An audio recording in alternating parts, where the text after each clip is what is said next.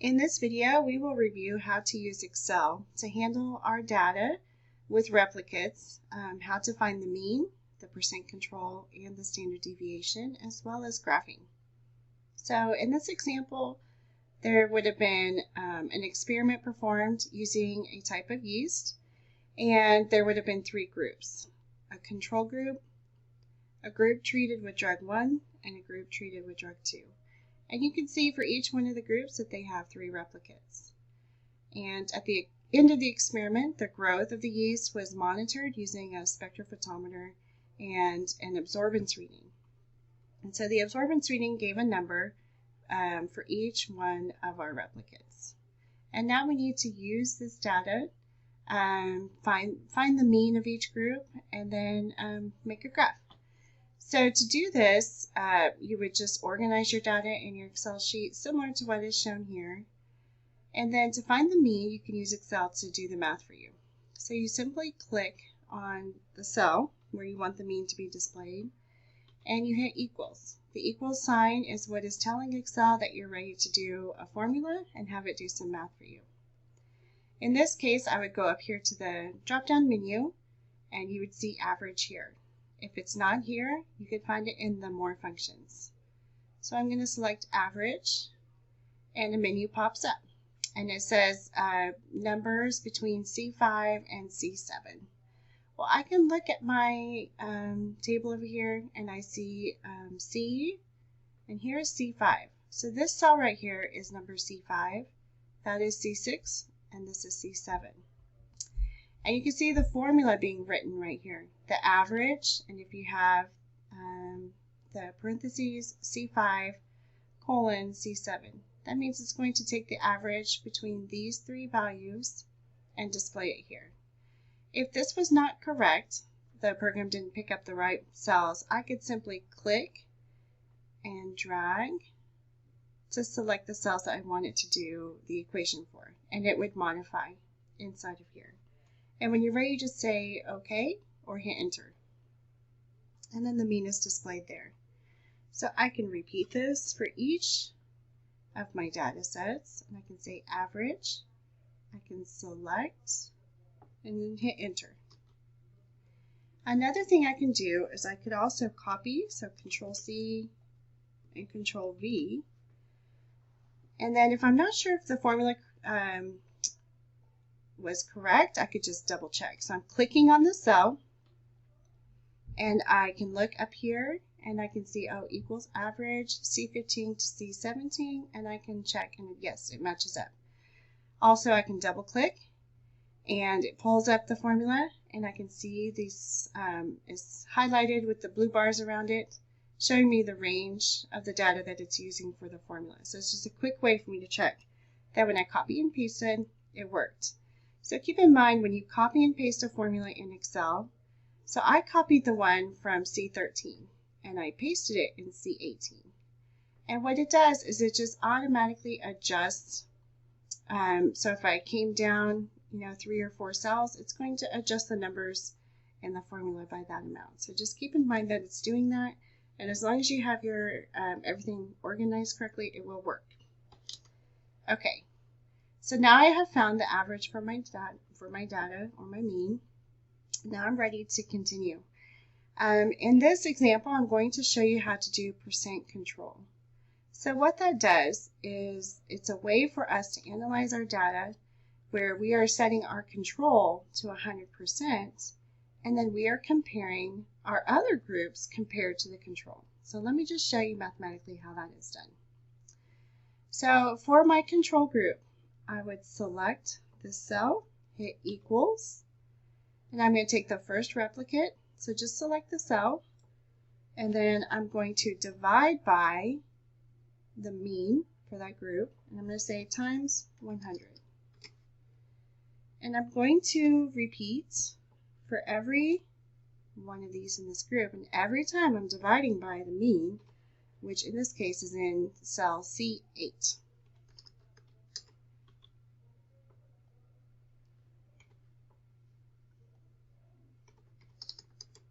And here, I'm just going to go ahead and find the average for all three of them. I'll say OK. and we find that our average is 100 for the whole group. So in essence, we are setting this group to 100, but of course each replicate in there has kind of a different value to it, but when they average together it's 100. So this group is set to 100. Now I want to compare the group for drug 1 and drug 2 to my control. So here's how we're going to do this. We're going to hit equals, select our replicate, divided by. Now we do not divide by this mean, we actually divide by the control mean, because everything is compared to the control. And I need to do times 100 because we're going to be graphing the percent. Okay, so a little trick for you guys to make your lives easier.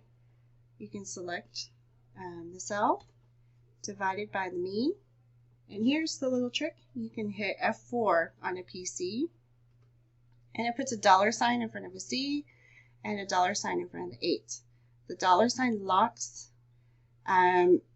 locks that in. So if I copy paste, even though I might move to a different cell, it's still going to remain C and 8, and I'll show you how that works.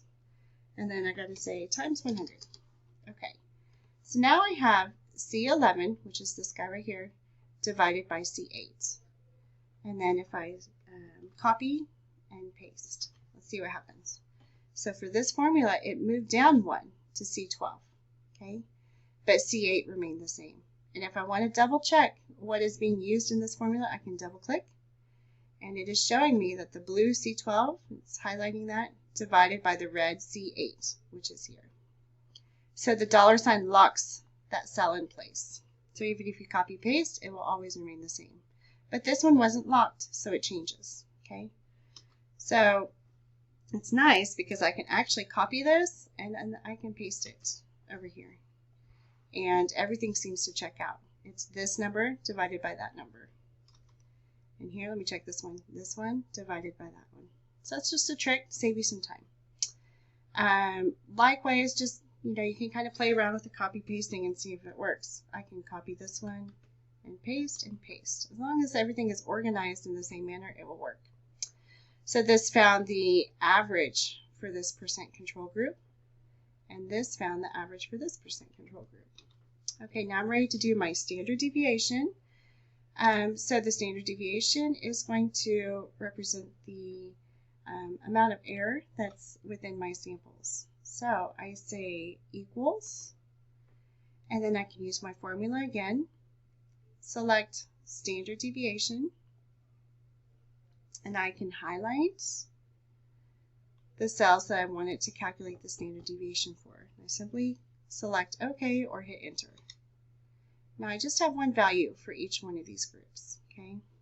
And I'm going to just do this again. Standard deviation for these 3 points, say OK. And likewise, I could also copy this one and paste it. And let me double check which group it is working with. There we go. So I pasted correctly, okay? And I can just double check that formula until I feel more confident about how Excel truly works and knowing when it's appropriate to copy paste those formulas. All right, so now we are almost ready to graph. Before I begin graphing, I would like to move my data points over to another kind of table to get it organized again. So I've already set this up where we have the groups on the left side. I have percent control and standard deviation up here on the top. So basically what we need to do is we just need to copy our data over. So I'm going to be graphing just the means or the averages for each of the groups. So I'm going to hit copy. To paste it, if I just hit paste, I would get this kind of error looking thing.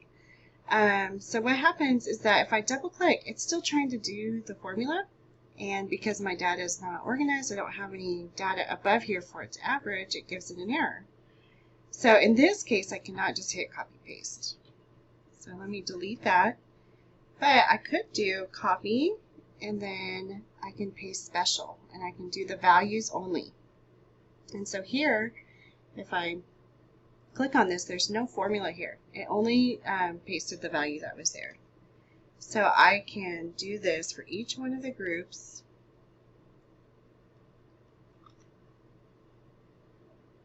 And then I'm ready to go.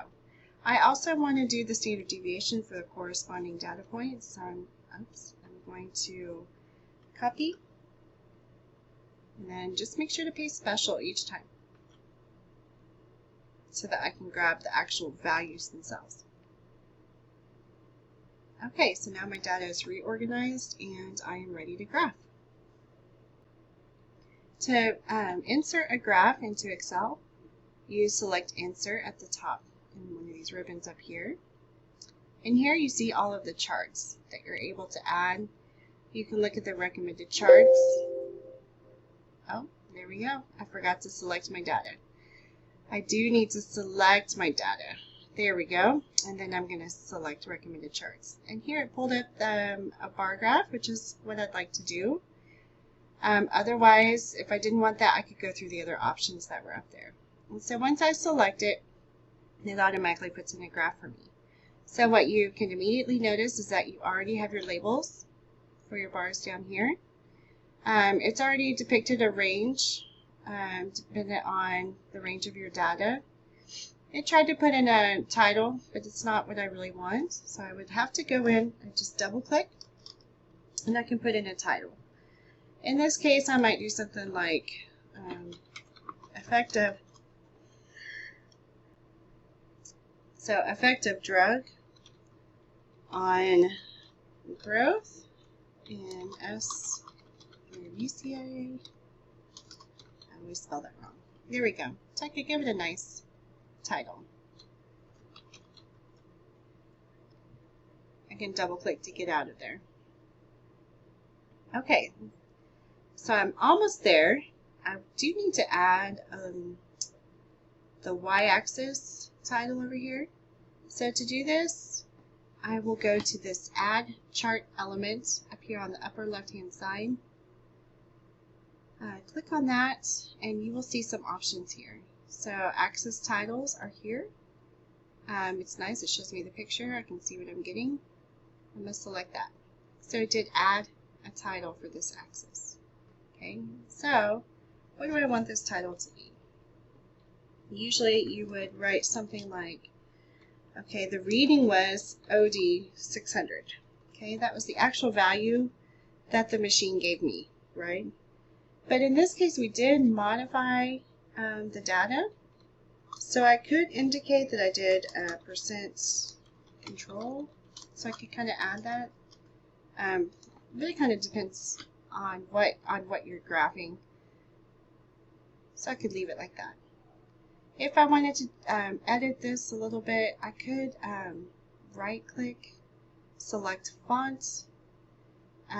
It was pretty small, so maybe I could just move this to 12, something like that. I can kind of modify this a little bit to make it look a little bit better. And the last thing I'd like to do is add error bars. So to do this, I would double-click on the bars. I'd have to double-click. Let's see if it pulls up. It didn't automatically pull up what I was looking for, so I'm going to show you how to find it. Back again to Add Chart Elements, select that. Here you can find error bars. Now if I just select one of these options here, standard error, standard deviation, let me just select that and show you what happens. It just puts in these error bars, but they're not necessarily correct. They're not the ones that you used Excel to define for you. So I don't recommend you doing that. Instead, do error bars, more error bar options. Go to the right side, you can see Format Error Bars. I'm going to scroll down to the bottom. Of course, I'm not seeing it. So I didn't see it immediately, and I scrolled down. But if I select this graph looking picture right here, then it pulls up another set of options. And this is where I'm hoping to find what I was looking for. So at the bottom of this one, I can select Custom, Specify Value, and it pulls up kind of a menu for me to select the cells where I have the values. So to do this, I simply click and drag. And for this one, I'm going to click and drag again. So these are my positive error values, my negative error values. I have to do this twice. We'll say OK. And you can see it has changed the error values. And they would match what I have indicated here and what I selected in those options. Over here on the right side, I can select both directions, or I could select minus only or plus only. I typically do both. This is showing you the range of the data, both above and below the mean. I typically do the cap, but you could take the caps off and just have the line. So there are some options here for you with how you're going to show your standard deviation. So there we go. So now we can take a look at our graph.